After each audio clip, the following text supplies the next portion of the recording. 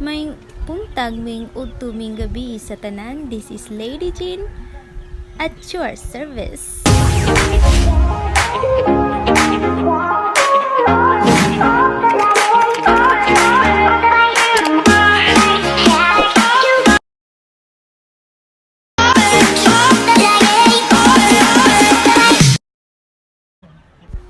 So for today's ganap is namalit mi og piso sa ano ni siya 45 days nga mga piso. So namalit mi diri sa San Carlos City, Negros Occidental. As you can see guys, ayan namili na ang ako ang bana. Gisulda mo na siya sa karton kay layo-layo gyud ang amuang biyahon. So nga na siya nagpili og mga piso iyang gipangtuwad. So nang tingala ko niyan, mutana ko niyang ngayon gipangingana nimo kay kuan di ay kung magkirig-kirig daw ang tiil, babae daw na siya.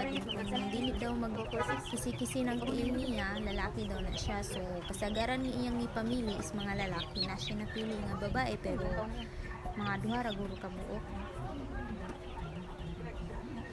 So tag 70 ang isa ana niya guys. So piso pa lang na tag 70 ng isa, medyo mahal gyud siya.